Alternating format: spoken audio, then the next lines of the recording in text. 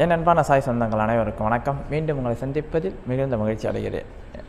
வியாழக்கிழமை நம்மளுடைய ஸ்ரீ துவாரகமய ஆலயத்தில் நடந்த அந்த பூஜைகள், பஜன்ஸுகள் அது எல்லாமே நீங்கள் இப்போ பார்க்கலாம்.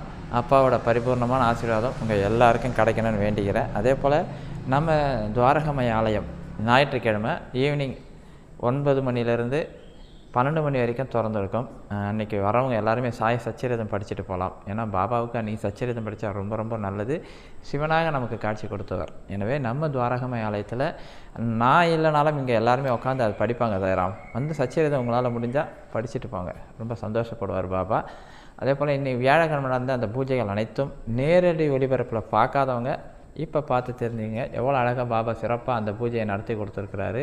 சிறப்பான அன்னதானத்தோடு நடத்தி கொடுத்தார் சாராம். அப்பாவுக்கு கோடி நன்றிகளை தெரிவிச்சுக்கிறேன். இந்த அன்னதானத்துக்கு உதவி செய்த அனைத்து சாய் நல்ல உள்ளங்களுக்கும் மீண்டும் ஒரு முறை நன்றியை சொல்லிக்கிறேன்.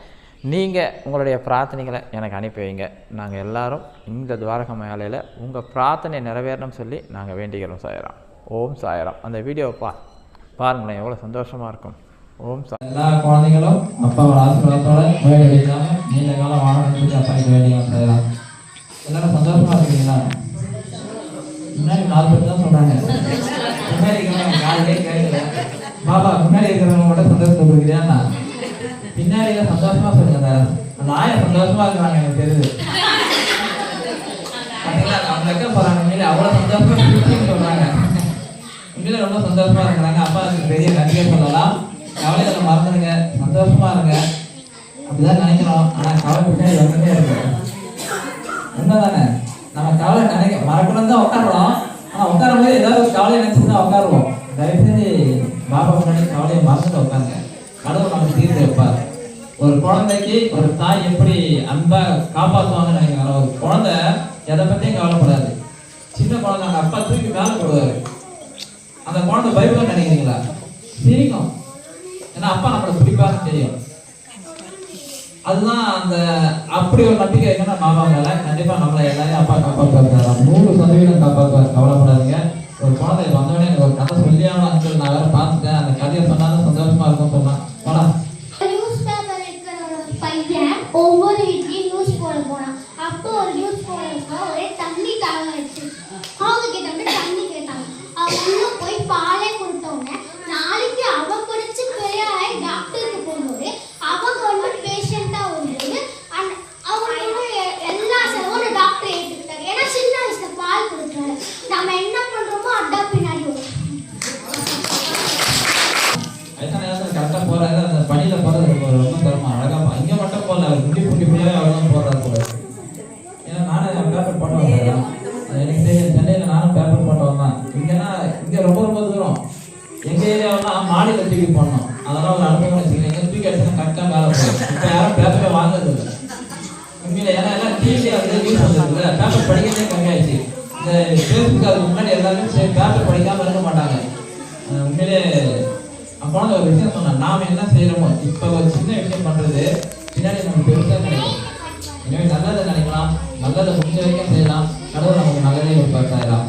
நிறைய விஷயங்கள் இருக்கு. ஞாயிற்றுக்கிழமை மகா சிவராத்திரி. எல்லாருக்கும் சிவராத்திரி தெரியும்ல, அது என்ன மகா சிவராத்திரி? அப்ப ஏதோ ஒரு விஷயம் இருக்காது. அன்னைக்கு ஏதோ ஒரு விஷயம் இருக்கு. நாம போன வருஷம் நம்ம துவாரகமயில 12 மணி வரைக்கும் முடிச்சிருந்தோம். ஆனா பாபா நம்ம திருப்பத்த மாட்டாரு. நைட் ஃபுல்லா கண்ணு முடியும் எல்லாம் சொல்ல மாட்டாரு. அவரு 12 மணி வரைக்கும் நமக்கு டைம் கொடுத்தாரு. ஆனா பாபா நான் நிறைய பிளான் பண்ணியிருந்தேன். ஆனா நம்ம சொல்லுவோம்ல, நாம ஒண்ணு நினைப்போம், கடவுள் நினைப்பாரு. அவர் ஒரு நினைச்சாரு, நீ இங்க இருக்க கூடாதா, சீரடிக்கு வாடான்ட்டாரு. சிவராத்திரி அன்னைக்கு நான் சீரடியில் இருக்கிறேன். 14ஆம் தேதி சனிக்கிழமை இங்கேருந்து கிளம்புறோம். ஞாயிற்றுக்கிழமை அந்த நைட்டு ஃபுல்டே இருக்கிறோம். திங்கக்கிழமை தான் திரும்பி வரோம். அங்கே உட்காந்து உங்களுக்காக நாங்கள் எல்லாரும் பிரார்த்தனை பண்ணுவோம். இதே துவாரகமயில அங்கே உட்காந்து சச்சரிதம் பாராயணம் நடக்கும். அங்கே ஃபுல்டே நாங்கள் கண்டுபிடிக்கிற மாதிரி ஒரு ஐடியா இருக்குது. எங்கள் கூட வர்றவங்களும் கண்டுபிடிக்கிறோன்னு சொல்லியிருக்கிறாங்க. அப்போ இங்கே நடக்குமான்னு கேட்டால் கண்டிப்பாக நடக்கும் சார். ஏன் இந்த வெளியாட்சி சொல்றாங்க எனக்கு தெரியுது. எல்லாத்தையும் நீயே செய்யறன்னு சொல்றல, நானே செய்யறேன். நீ இல்லாம இங்க நடக்கட்டா முயற்சி பண்ணி பாருன்றதுனால அன்னைக்கு சிவராத்திரி அன்னைக்கு ஞாயிற்றுக்கிழமை 9 மணிலேருந்து நைட்டு 12 மணி வரைக்கும் நம்ம துவாரகமய ஆலயம் திறந்துருக்கோம். வரவங்க வந்து சச்சரிதம் படிச்சுட்டு போகலாம்.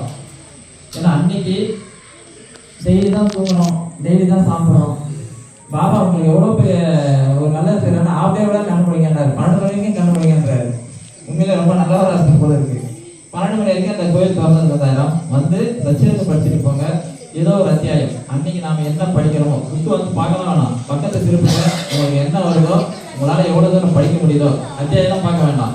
என்ன பக்கம் வருதோ ரைட்ல தான் ஆரம்பிங்க. திருப்பும்போது இந்த பக்கத்துல தான் ஆரம்பிங்க. உங்களுக்கான ஒரு மெசேஜ் அதில் இருக்கும், உங்களுக்கான ஒரு மெசேஜ் இருக்கும். படிச்சுட்டு அப்பா தொட்டுக்கப்பட்டு அப்பா சிவராத்திரியில் நான் கண்டு முடிச்சுட்டு ரொம்ப சந்தோஷம். என்ன பிரார்த்தனையோ அதை அப்பா கிட்ட வேண்டிட்டு போங்க. கண்டிப்பா அப்பா நிறைவேற்றிட்டு இருப்பாரு. நம்ம துவாரகமாயில ஞாயிற்றுக்கிழமை 9 மணிலேருந்து நைட்டு 12 மணி வரைக்கும் இருக்கும். கண்டிப்பா எல்லாரும் வந்து படிக்கலாம். முழுசாக கண்ணு முடிக்கணும்னு அவசியம் இல்லை, உடம்பு முடியாதவங்க கண்ணு முடிக்கணும்னு அவசியம் இல்லை, குழந்தைங்க கண்ணு முடிக்கணும்னு அவசியம் இல்லை. பாபா அதெல்லாம் கட்டளையாகவே சொல்லுவார். ரொம்ப உடம்பு முடியலாம் வேணான்னு, நல்லா ரெஸ்ட் எடு, நான் வந்து தேடி வரேன்னு. எனவே தயவு செஞ்சு நல்லா இருக்கேன், நான் நல்லா இருக்கிறேன், என்னால் கண்ணு முடிக்க முடியும் அப்படின்னு நினைக்கிறவங்க மட்டும் ஒரு 12 மணி வரைக்கும் கண்ணு முடிச்சுட்டு. ஏன் இதை சொல்றேன்னா, நான் போனதும் சொன்ன மாதிரி தான், அடுத்த சிவராத்திரியில நாம இருப்போமோ இருக்க மாட்டோமோ, நம்ம இங்கே இருக்கோமோ வேற எங்கேயாவது போயிருக்கலாம், ஏதோ சூழ்நிலை நம்ம மாறி வந்து போயிருக்கலாம், இல்லை வேலைக்கு வெளியே போயிருக்கலாம், இல்லை ஏதோ முக்கியமான விஷயமா இருக்கும். நமக்கு நேரம் கிடைக்கிற நேரத்தில் இந்த மாதிரி நல்ல நாள் நம்ம பயன்படுத்திங்கன்னா நம்ம வாழ்க்கை தரம் கொஞ்சம் கொஞ்சமாக உயரும். வேற ஒன்றுமே இல்லை, நம்ம கர்ம விலை குறையும். இந்த சிவராத்திரியில் எல்லாரும் வந்து அப்பாவை தரிசனம் பண்ணிட்டு சந்தோஷமா இருந்துட்டு போங்க. பிரார்த்தனை முதல்ல பண்ணிடலாம் போகலாம். ஓம் சாய்ராம். அதே போல் நேற்று நடந்த அன்னதான நிகழ்ச்சியில் சாம்பார் சாதம் செஞ்சேன் சாய்ராம். உண்மையிலே இந்த சாம்பார் சாதம் ரொம்ப சுவையாக வந்திருக்கு. அப்பாவோட ஆசீர்வாதத்தை நேற்று அப்பாவுக்கு படைச்சிட்டு சிறப்பான அன்னதானம் நடைபெற்றது. இப்போ நீங்கள் செய்ததை நம்ம அதை செய்யும் போது எடுக்கப்பட்ட வீடியோ, அன்னதான வீடியோ வந்து நம்ம இந்த சேனலில் வர போய் பார்த்தீங்கன்னா தெரியும். உண்மையிலே ரொம்ப டேஸ்ட்டாக இருக்கும்.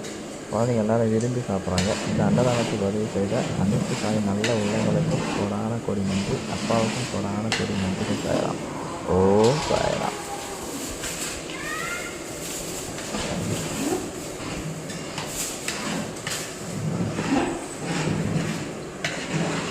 Okay.